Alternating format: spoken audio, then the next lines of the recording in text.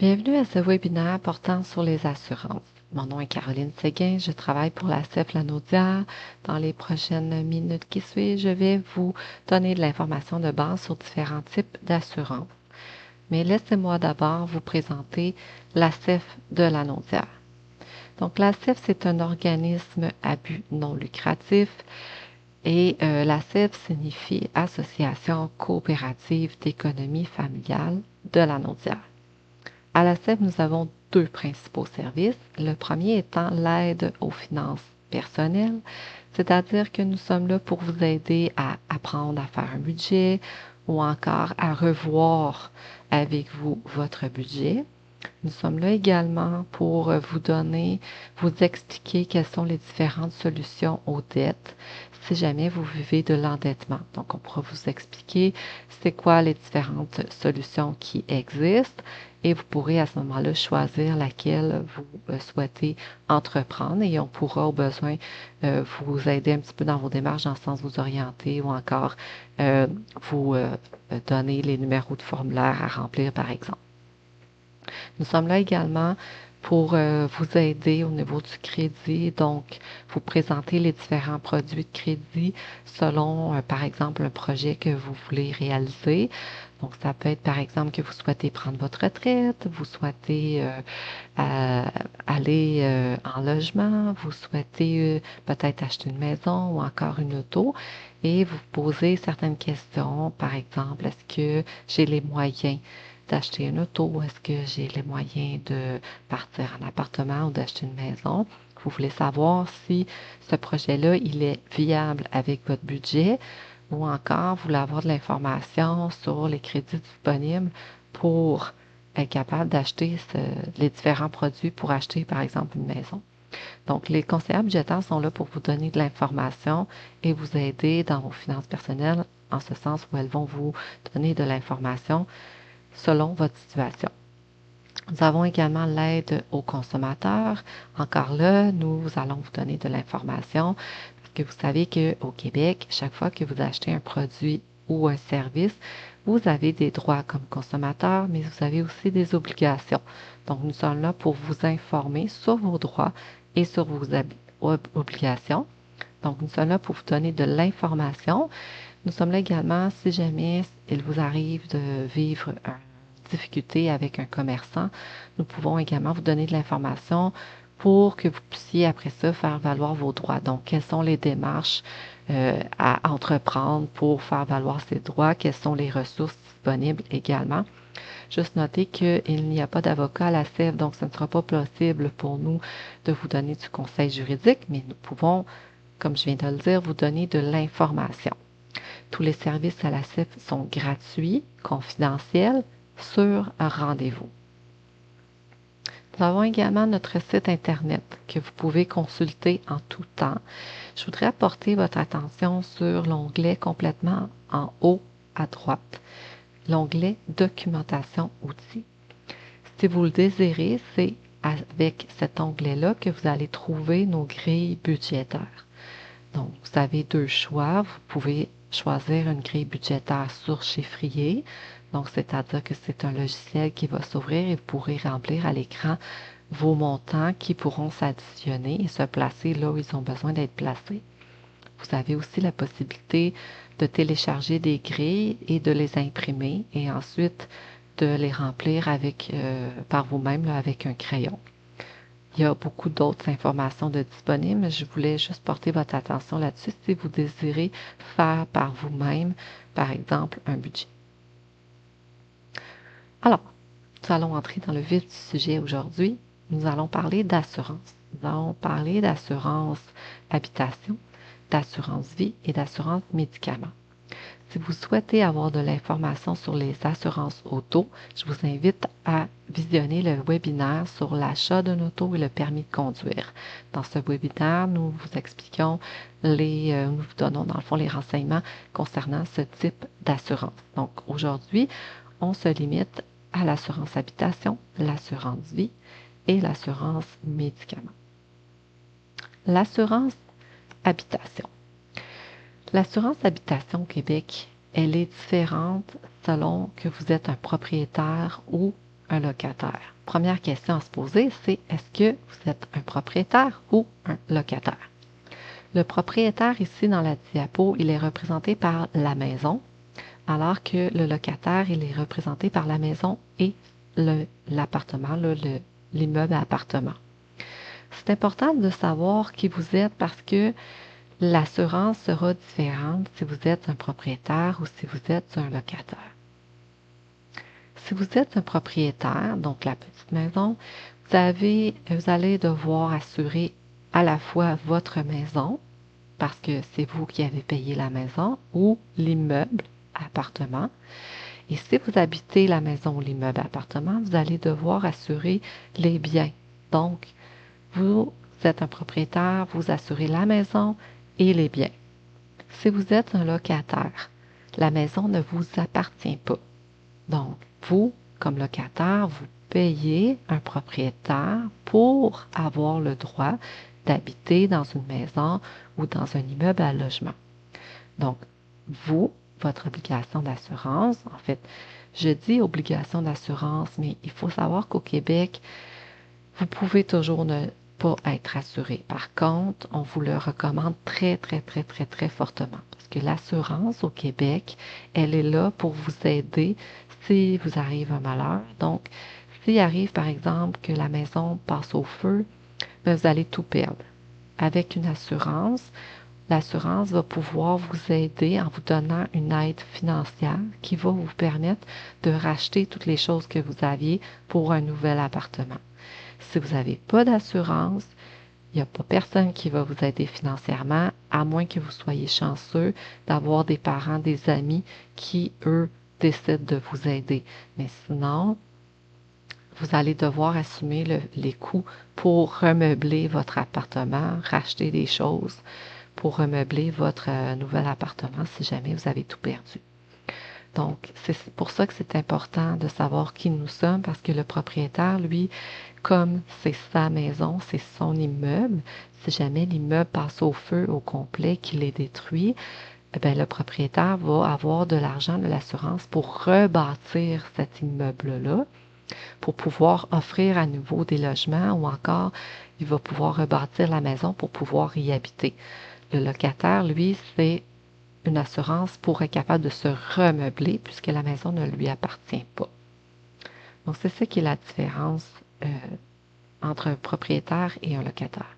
Mais peu importe que vous soyez propriétaire ou locataire, ce qui est toujours couvert par l'assurance habitation, c'est le vol des objets qui sont dans l'habitation, les dommages causés par le feu, le vent ou la foudre. Donc, si évidemment la maison passe au feu ou le logement passe au feu, bien, si vous perdez tout parce que tout est brûlé, bien, vous allez pouvoir avoir une aide financière pour racheter d'autres objets pour votre nouvel appartement ou pour le même appartement si c'est possible d'y retourner. Si le vent fait par exemple tomber une branche d'arbre et que ça endommage votre appartement, à ce moment-là, vous allez aussi être couvert. Aussi, la foudre, donc il y a un éclair qui s'abat sur l'immeuble, qui cause du dommage et que vos choses dans votre appartement sont endommagées, mais c'est la même chose, vous allez pouvoir être dédommagé financièrement. Ce qui est toujours compris dans l'assurance habitation, c'est les biens qui sont temporairement en dehors de la maison. Je vous donne un exemple simple. Par exemple, vous arrivez, il est tard le soir et vous laissez votre téléphone portable dans la voiture. Pendant la nuit, malheureusement, ce téléphone-là, il est volé. Donc, vous pouvez être assuré, donc vous pourriez avoir un dédommagement financier pour pouvoir, ou une aide financière pour pouvoir vous acheter un autre téléphone similaire. Donc, vous allez recevoir une aide financière pour la valeur de votre téléphone. Vous pourrez à ce moment-là décider d'acheter le même téléphone au même prix, comme vous pouvez aussi décider d'acheter un téléphone de meilleure qualité ou qui coûte plus cher, mais absorber évidemment la différence. Ce n'est pas l'assureur qui va payer pour un objet plus cher. C'est vous qui allez devoir payer la différence. Mais l'idée, c'est que si vous êtes assuré, vous allez avoir une aide financière. Si vous n'êtes pas assuré, vous n'aurez pas d'aide financière. Donc ça, c'est toujours couvert. Dès que vous achetez une assurance habitation, ça vient c'est l'assurance de base. Vous avez des options possibles. Et là, c'est en discutant avec votre assureur que vous allez pouvoir voir si c'est une option qui est bonne pour vous ou pas. Vous allez pouvoir également voir combien de plus ça va vous coûter pour chacune de ces options-là ou une de ces options-là, dépendamment si vous avez besoin d'une ou des deux options. Les options dont je parle, c'est l'option inondation ou refoulement d'égout. L'inondation, qu'est-ce que c'est? Mais c'est de l'eau qui va entrer dans votre logement ou dans votre maison à cause qu'un cours d'eau, comme une rivière par exemple, a débordé et a fait en sorte que l'eau s'est infiltrée par les portes, par les fenêtres de votre habitation. Donc ça, c'est l'inondation. Ça vient d'un cours d'eau. Alors que le refoulement d'égout, c'est par exemple si jamais il pleut très très très très fort et que le système d'égout n'arrive pas à absorber l'eau. Et là, c'est possible parce que l'eau cherche à s'évacuer, cherche à aller quelque part. Et ça arrive parfois quand il pleut très très très fort, on a des pluies abondantes, que l'eau va chercher à entrer dans les maisons par les drains, que ce soit la douche, que ce soit la toilette, que ce soit les lavabos, les éviers. Ça arrive parfois que les égouts débordent et ça entre dans les maisons de cette façon-là. Donc ça, c'est le refoulement d'égouts. Donc, selon où vous habitez, selon l'étage à laquelle vous habitez, c'est possible qu'on vous offre les options d'inondation ou de refoulement d'égout.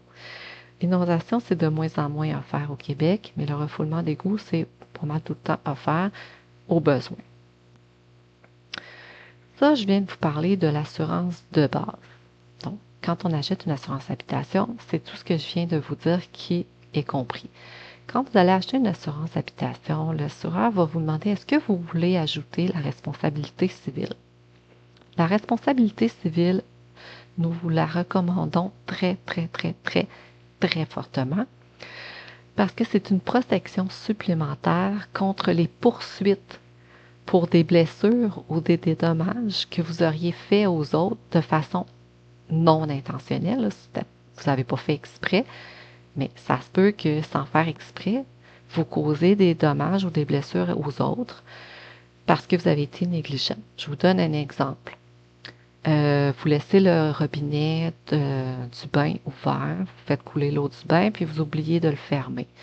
L'eau déborde du bain, l'eau s'infiltre par les murs, par le plafond et tout ça, et tombe chez votre voisin du bas. Votre voisin du bas subit, par exemple, des dommages sur ses biens. Alors, votre assurance responsabilité civile va payer pour les dommages du voisin. Vous avez un chien ou un animal de compagnie à la maison qui mord quelqu'un, cette personne-là a des blessures, mais c'est la même chose. Donc, si vous n'avez pas fait exprès, là, mais votre chien ou votre animal a mordu quelqu'un qui a causé des blessures, la personne va à l'hôpital ou reçoit des soins, doit payer, bien, à ce moment-là, elle peut vous réclamer les frais. Donc, ça, c'est l'assurance responsabilité civile. Donc, si jamais il arrive quelque chose chez vous, même si vous n'avez pas fait ça là, de façon volontaire, s'il arrive quelque chose, si vous êtes couvert pour la responsabilité civile, vous n'aurez pas besoin de débourser ces frais-là qui peuvent être très coûteux. Et quand vous avez l'assurance responsabilité civile, ça comprend, oui, les dommages aux biens et aux personnes, mais ça comprend aussi si jamais il y a quelqu'un qui décide de vous poursuivre devant les tribunaux pour la perte de ses biens ou encore pour des blessures qu'il aura eues, bien, en ayant une responsabilité civile, vous allez aussi avoir inclus des frais d'avocat pour vous défendre contre cette poursuite-là. Donc, c'est pour ça qu'on vous la recommande très fortement. Ça n'arrive pas à tous les jours, je suis d'accord avec vous, mais par contre, on ne sait jamais, ça peut arriver. Donc, comme ce sont des frais qui sont extrêmement coûteux, on vous recommande fortement de prendre cette assurance-là. L'assurance habitation, c'est une assurance qui se magasine. Donc, avant de signer un contrat, regardez c'est quoi vos options, appelez différentes compagnies et vous pouvez aussi demander à une compagnie d'assurance, écoutez, Si je prends une assurance habitation chez vous et que je fais aussi euh, assurer mon auto chez vous, est-ce que vous me donnez un rabais parce que j'achète deux assurances? Plusieurs compagnies vont vous répondre oui, vont vous offrir un rabais si vous vous assurez vous vous assurez pour deux types d'assurance au plus chez eux. Donc, parfois, ça peut valoir la peine de s'informer. Si vous avez déjà une assurance auto, ben, vous pouvez voir avec votre assureur si vous ajoutez l'assurance d'habitation, est-ce que vous allez avoir un rabais? C'est important aussi, quand on choisit une assurance habitation, avant d'appeler puis avant de signer, de faire une liste de ce qu'on a besoin d'assurer. Il faut connaître la valeur, faut qu'on sache pourquoi qu'on s'assure. Là. Est-ce que quand je calcule combien coûte mon lit, mes électroménagers, mes vêtements, mon mobilier, mes électros comme ordinateur, téléphone, etc., quand je fais j'essaie, là, je me dis, OK, moi, demain matin, j'ai besoin d'aller acheter tout ça. Combien ça vaut tout ça? Le modèle de télé que j'ai choisi, le modèle de cellulaire que j'ai, le lit que j'ai acheté, les électros, etc. Et là, on calcule tout ça et ça va nous donner une idée de la valeur pour laquelle on a besoin d'être assuré. Parce que je vous rappelle, l'idée de l'assurance, c'est que si un jour, par exemple, vous passez au feu, ben, l'assurance va vous donner une aide financière pour vous permettre d'aller acheter les mêmes objets que vous aviez dans votre maison ou presque. C'est sûr qu'il faut que ça soit toujours disponible, là, mais vous allez quand même avoir une aide financière pour ça. Donc, c'est important de calculer la valeur de vos biens pour demander à l'assureur d'être au moins minimum assuré pour la valeur de vos biens. Ça ne donne rien de demander d'être assuré pour plus si vous n'avez pas besoin d'être assuré pour plus parce que vous n'obtiendrez pas plus. Si vous passez au feu, si vous êtes assuré pour 50 000, vous n'obtiendrez pas 50 000. Là. Vous allez obtenir pour la valeur de vos biens parce qu'on va vous demander des factures, on va vous demander des preuves. Si vous n'avez pas ces preuves-là, vous n'avez pas ces factures-là, à ce moment-là, l'assureur va faire une moyenne.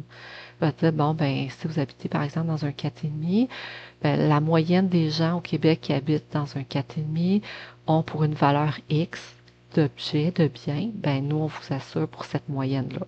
Donc, vous pourriez être perdant, comme vous pourriez aussi être gagnant, entre guillemets, si vous aviez une valeur moindre. On va aborder maintenant l'assurance vie. Donc là, l'assurance vie, il faut comprendre c'est quoi d'abord.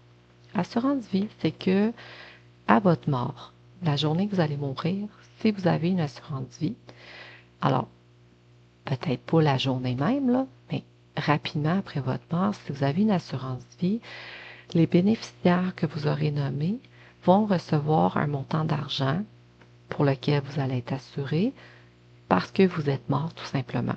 La raison, c'est juste ça. Vous êtes mort, vous êtes assuré et vont recevoir cet argent-là. Ça, c'est si vous aviez nommé des bénéficiaires. Si vous n'avez pas nommé de bénéficiaires, donc si jamais, moi par exemple, je pourrais dire, je m'assure pour 200 000 et je désigne comme bénéficiaire, mettons, ma fille. Bon, ben, au moment de ma mort, ma fille va recevoir 200 000 de mon assureur juste parce que je suis morte. Si j'avais pas nommé ma fille en particulier, ben, c'est mes héritiers légaux qui auraient le droit à ce moment-là à cet argent-là. Ça, c'est le principe de l'assurance. Maintenant, pourquoi est-ce qu'on fait ça? Okay? Pourquoi est-ce que je paye toute ma vie une assurance ou presque pour laisser de l'argent quand je meurs? Bien, il y a différentes raisons. Puis la raison, là, il y en a plein autant qu'il y a de personnes. Ma raison à moi est probablement différente de la vôtre, qui est différente de celle de votre voisin, etc. Les principales raisons qu'on voit le plus souvent, c'est souvent pour aider à payer l'hypothèque. Par exemple, j'ai acheté un condo, je meurs, et là, ben, c'est sûr que moi, mon condo, là, il n'est pas fini de payer. Là. Je paye encore une hypothèque là, sur ce condo-là. Donc, je pourrais dire, ben, la valeur de l'hypothèque que je paie, je vais au moins m'assurer pour la même valeur. Donc, si par exemple, il me reste 300 000 à payer sur mon condo, ben, je vais m'assurer pour 300 000, ce qui fait que si jamais je meurs, ben, mes bénéficiaires ou mes héritiers légaux auront au moins ce 300 000-là qu'ils pourront probablement, moi c'est mon souhait, mais ils ne seront pas obligés, pourront au moins avoir la possibilité de payer au complet le condo. Puis après ça, ben, ils pourront le vendre puis séparer l'argent s'ils veulent. Donc ça, c'est ma raison à moi. Une autre raison qu'on voit souvent, c'est pour aider à payer les frais funéraires.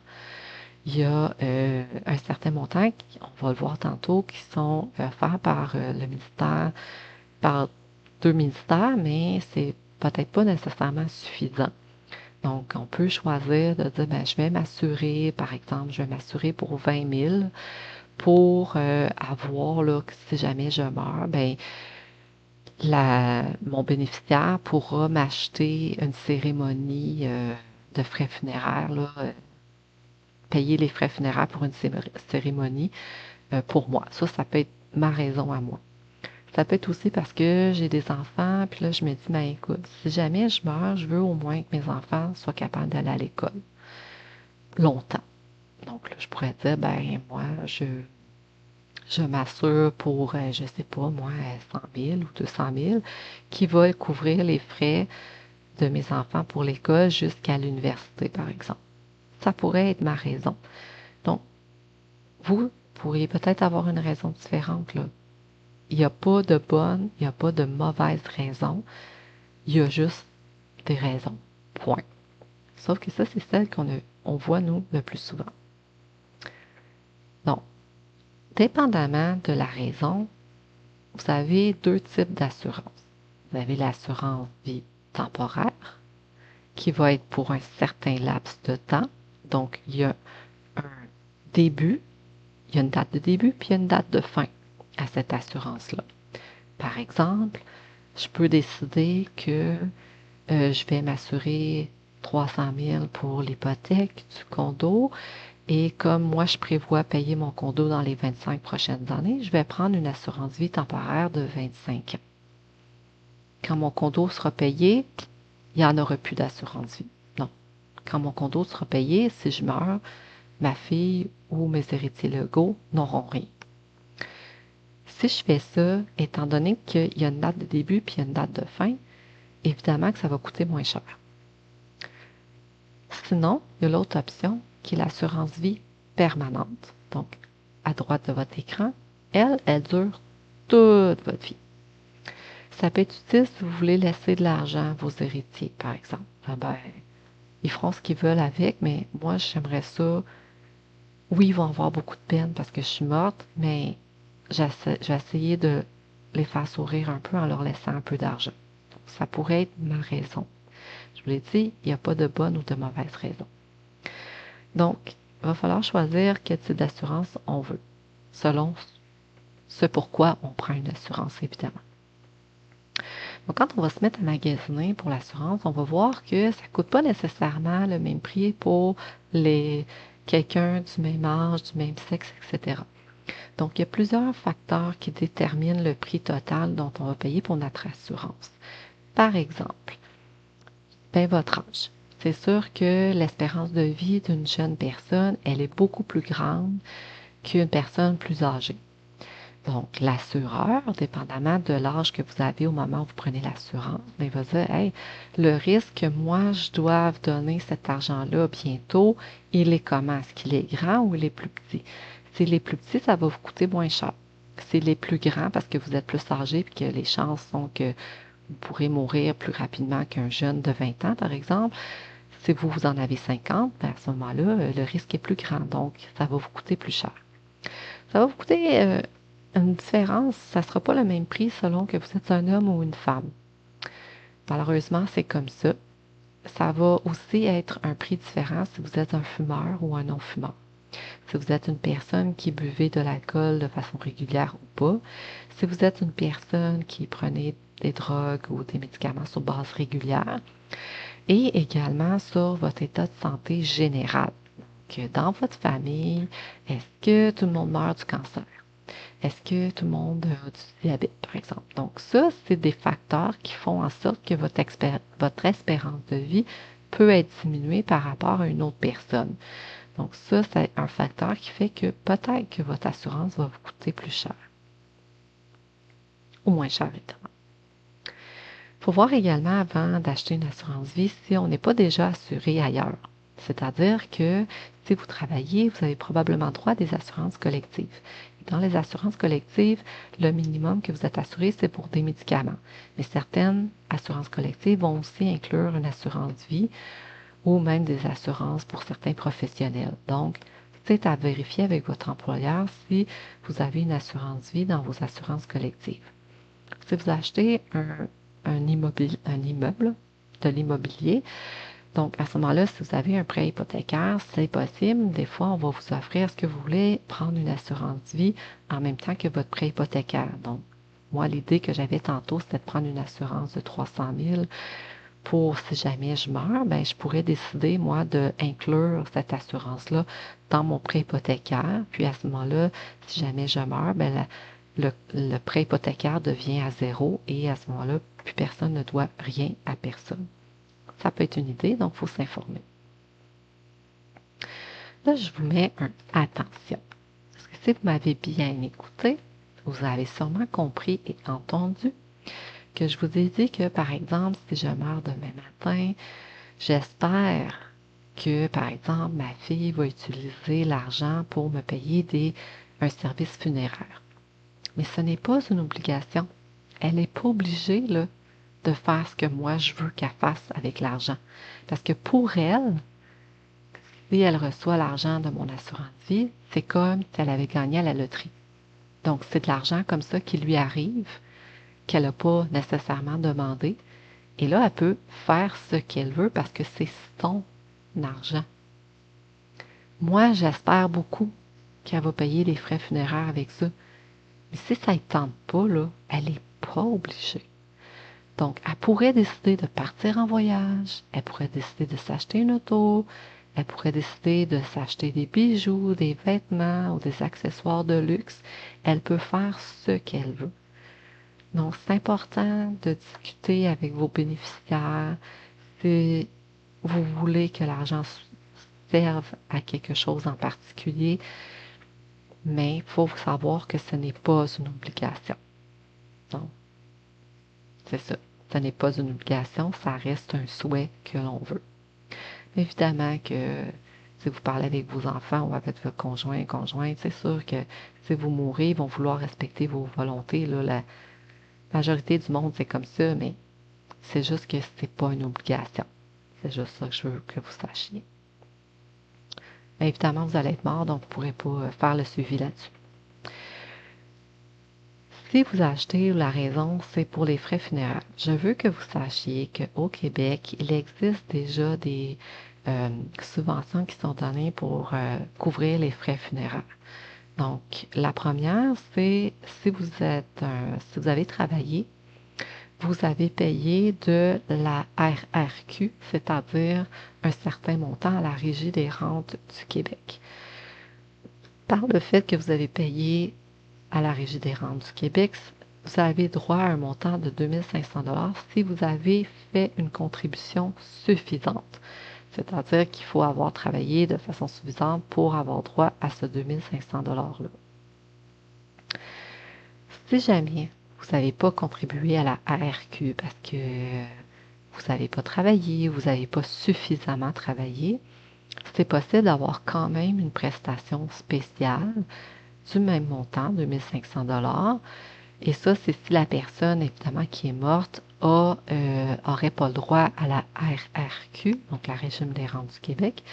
Et ça va vous être offert par le ministère du Travail, de l'Emploi et de la Solidarité sociale. La manière de procéder, c'est qu'il faut d'abord faire la demande à la régie. On se fait dire non. Avec cette lettre-là, on peut à ce moment-là s'adresser au ministère du Travail, de l'Emploi et de la Solidarité sociale pour avoir la contribution, la subvention de 2 500 $ pour nous aider à payer des frais supplémentaires pour des frais funéraires. La dernière assurance dont je vais vous parler, c'est l'assurance médicaments. Je vous parle de cette assurance-là parce que celle-là, elle est obligatoire. Les deux autres ne le sont pas vraiment, dans le sens où il n'y a pas personne qui va vous obliger à les prendre. Là. peut-être certains le propriétaires, oui, là, pourraient décider, mais de façon générale, c'est pas quelque chose que vous êtes absolument obligé de prendre. Sauf que, vous savez, il y a des incidences financières. Là. Si vous n'êtes pas assuré puis que vous passez au feu, ben, il faudra vous reloger, il faudra vous acheter d'autres meubles, d'autres électros et tout ça. Donc, parfois, ça peut valoir la peine de s'assurer pour avoir une aide financière. Sauf que là, l'assurance médicaments, elle, vous pouvez pas ne pas être assuré, c'est impossible. C'est obligatoire, c'est la loi. Donc, l'assurance médicaments, c'est pour toute personne au Québec qui est là de façon permanente. Donc, dès que vous êtes ici au Québec de façon permanente, vous êtes obligé d'avoir une assurance. Et cette assurance-là, médicaments, vous pouvez l'avoir soit par le régime public ou par le régime privé. On va commencer par le régime privé. Donc, un régime privé, c'est quoi? C'est des coûts qui sont assumés par un assureur et l'administrateur d'un régime d'un employeur. Donc, c'est via votre travail que vous allez pouvoir avoir accès à un régime privé ou par une association, si vous êtes un professionnel de la santé, par exemple, vous faites partie d'une association professionnelle, peut-être que votre association ou votre ordre professionnel vous offre la possibilité d'avoir des assurances collectives. C'est un régime qui est offert, donc, comme je viens de le dire, soit par l'employeur ou le regroupement professionnel. Et vous avez l'obligation d'adhérer à ces assurances-là dès que vous avez la possibilité d'adhérer. Donc, c'est-à-dire que si vous êtes un professionnel, que votre ordre professionnel vous dit on offre des assurances, bien, vous êtes obligé de les prendre. OK? C'est une obligation au Québec. Vous n'avez pas le choix. Maintenant, comment est-ce qu'on fait ça? Bien, c'est, comme je l'ai dit, souvent par votre emploi. Dans le cadre de votre emploi, de votre profession, vous avez droit à des assurances. Ça peut être aussi, si vous êtes par exemple un travailleur autonome et que vous avez un conjoint, une conjointe qui travaille ou qui est un professionnel, qui a accès à un régime privé, à ce moment-là, vous pouvez vous aussi y avoir accès par votre conjoint ou votre conjointe. Non seulement vous pouvez avoir accès, mais vous êtes obligé d'y accéder. Vous ne pourrez pas être sous le régime public. Vous êtes obligé de prendre le régime privé de votre conjoint ou conjointe. Ça pourrait être aussi parce que vous êtes un enfant et que vos parents ont des assurances collectives, donc automatiquement, vos parents vont devoir vous assurer sur leur régime d'assurance. Ou encore, si vous êtes un enfant qui continue à aller à l'école, c'est la même chose. Si vous êtes un étudiant, vous pourrez à ce moment-là avoir accès au régime de vos parents s'ils ont un régime privé par leur emploi. Le régime public. Donc, le régime public, c'est le régime de médicaments qui est assumé par la Régie de l'assurance maladie du Québec. Donc, les médicaments des gens qui n'ont pas accès à un régime privé vont être déboursés par le régime public, qui lui est géré par la Régie de l'assurance maladie du Québec. Vous allez être obligé de vous inscrire si vous n'avez pas accès à un régime privé. Non. Exemple. Je travaille chez un régime privé. Je perds mon emploi, par exemple, au mois de juillet. Là, je suis obligée d'appeler la Régie de l'assurance maladie du Québec et de leur dire je n'ai plus d'assurance, je veux être inscrit sur le régime de médicaments de la RAMQ. Ils sont obligés de vous inscrire, le gouvernement ne pourra pas dire non. Et là, ça va être pour le mois de, si vous avez perdu votre emploi en juillet, ça va être pour le mois de août, septembre, octobre, novembre, décembre et suivant jusqu'à ce que vous trouviez un emploi. Donc, c'est une obligation de vous inscrire si vous n'avez pas un accès. Si je perds mon emploi, que j'avais des assurances par mon employeur, mais que là, mon conjoint, lui, a des assurances aussi par son employeur, à ce moment-là, je suis obligée de communiquer avec l'employeur de mon conjoint, conjointe, pour m'assurer via, parce que j'ai un accès du fait que je suis conjoint, conjointe. Donc, c'est l'obligation que j'ai. Pour le régime public, les critères d'admissibilité sont les suivants. Si vous n'avez pas d'accès à un régime privé, vous êtes éligible au régime public. Si vous êtes un enfant mineur qui vivait au Québec, puis que vos parents n'ont pas accès à un régime privé, bien évidemment que vous aussi, vous avez droit au régime public. Si vous êtes un résident du Québec, vous avez des enfants qui habitent normalement dans un autre pays, mais qui viennent vous rendre visite pour un minimum là, de 6 mois, bien, vos enfants peuvent être assurés par le régime public si vous n'avez pas de régime privé. Les personnes de 65 ans et plus, de manière générale, dès qu'ils cessent leur emploi et deviennent retraités, perdent également leurs assurances. Donc, si jamais c'est le cas, c'est votre cas, vous avez plus de 65 ans, vous êtes retraité et vous avez perdu vos assurances, vous devenez automatiquement éligible au régime public.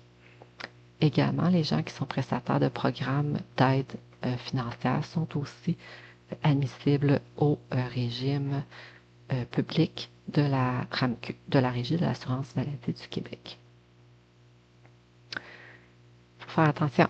Si vous dites, ah, moi, je ne veux pas m'inscrire, je ne veux pas payer, ben, il y a des conséquences.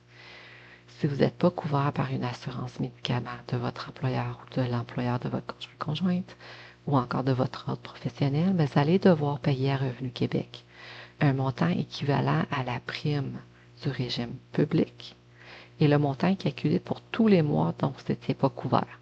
Donc, dans l'exemple que je donnais tantôt, si j'étais couvert par le régime de l'employeur jusqu'au mois de juillet quand j'ai perdu mon emploi, bien, tous les autres mois, ça, je vais devoir les payer au régime public, donc à Revenu Québec. Et ça, généralement, ça se fait via nos impôts. Si vous êtes inscrit à un régime public, mais que vous aviez la possibilité d'avoir un régime privé, à ce moment-là, vous allez être obligé de rembourser les coûts des médicaments qui ont été payés par le régime public durant la période où vous aviez un accès au régime privé.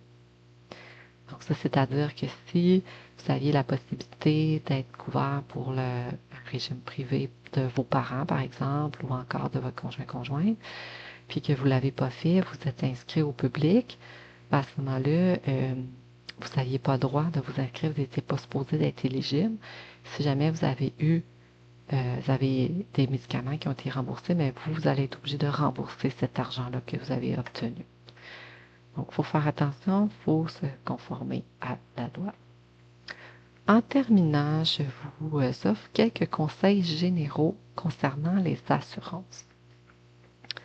Donc, de manière générale, il ne faut jamais acheter un produit d'assurance sous pression. Il faut prendre le temps de poser des questions, de réfléchir et de voir aussi si ça entre dans votre budget. La première des questions, c'est est-ce que j'ai besoin d'une assurance?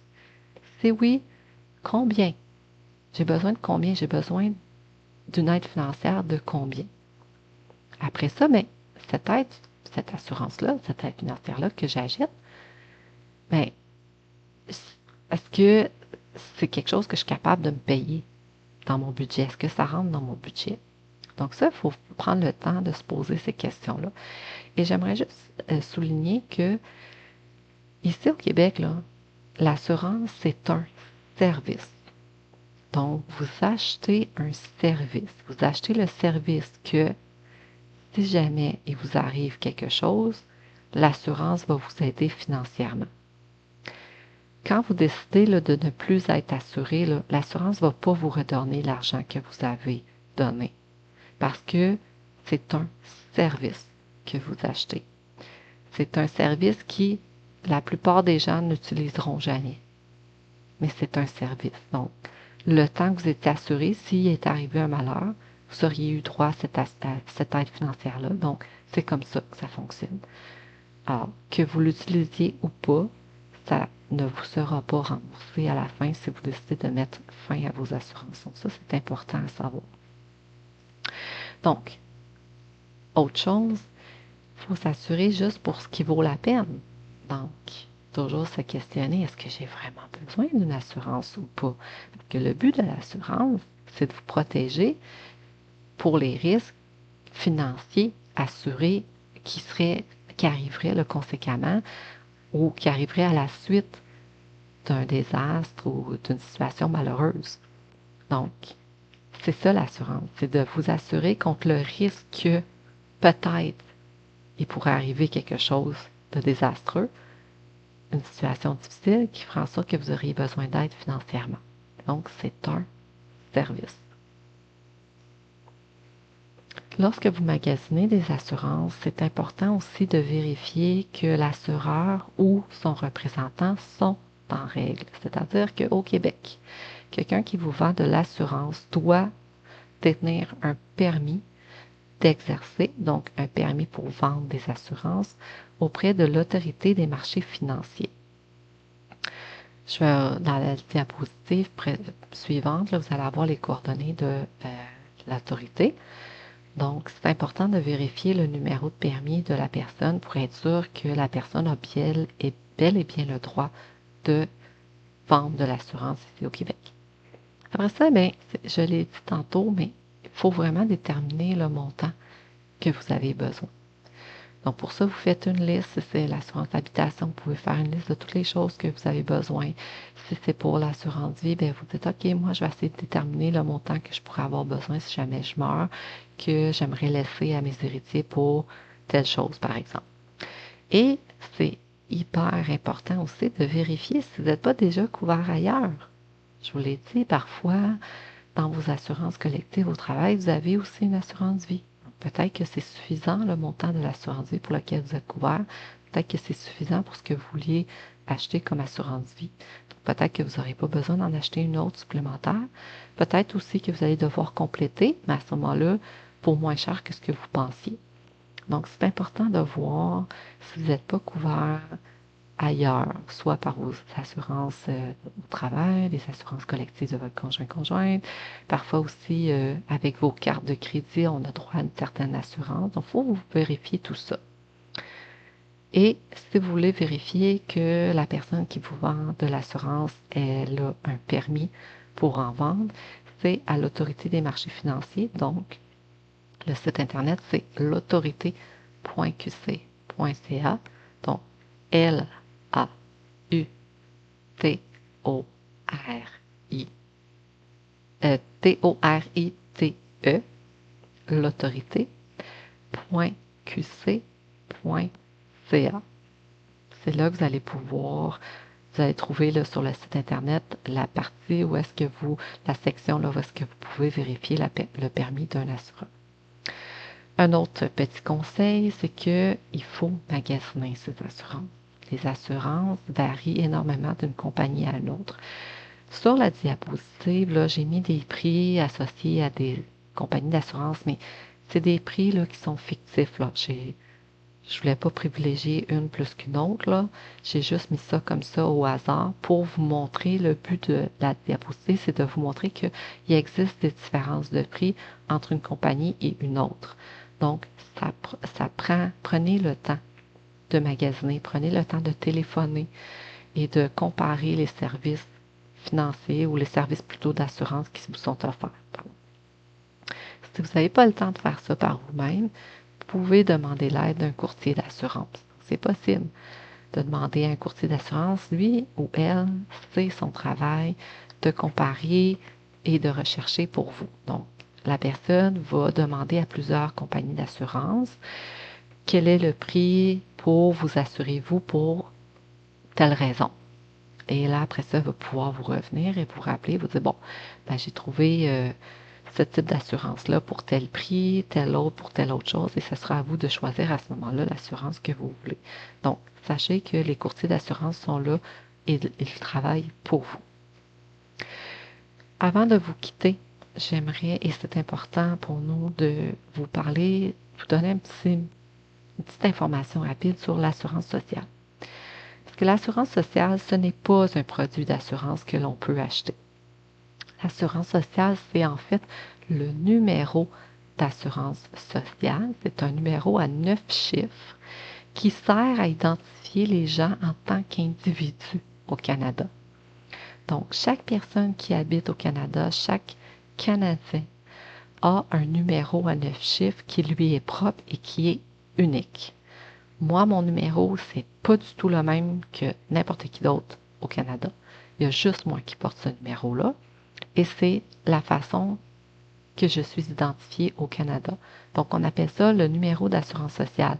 Ce n'est pas une assurance comme telle en termes de produits. Vous ne pouvez pas acheter une assurance sociale.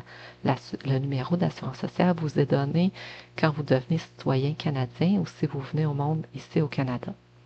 Puis ça, bien, ce numéro-là, c'est pratique parce que ça vous permet de vous identifier auprès du gouvernement du Canada, par exemple, mais ça peut aussi vous aider à avoir accès à des programmes ou des prestations qui sont offerts par le gouvernement aussi également, parce que je vous rappelle, c'est votre nom officiel au gouvernement, c'est ce numéro-là de 9 chiffres.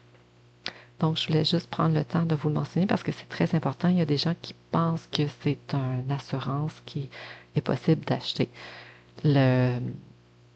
Donc, l'assurance sociale n'est pas une assurance comme telle. Alors, je termine là-dessus. Je vous rappelle que c'est toujours possible de nous appeler à la Steph Lanaudière si vous avez des questions ou des commentaires sur le webinaire. Vous pouvez le faire au 450-756-1333, 450-756-1333 ou communiquer avec nous par courriel info@aceflanaudière.ca, info@aceflanaudière.ca. La dernière chose qui est importante pour moi de vous dire, c'est que si je peux vous présenter ce webinaire, si j'ai pu enregistrer ce webinaire, c'est avec la participation financière de l'Office de la protection du consommateur. C'est eux qui nous ont donné les moyens financiers de pouvoir réaliser ça et d'enregistrer ce webinaire et de vous l'offrir. Je vous souhaite un bon magasinage d'assurance.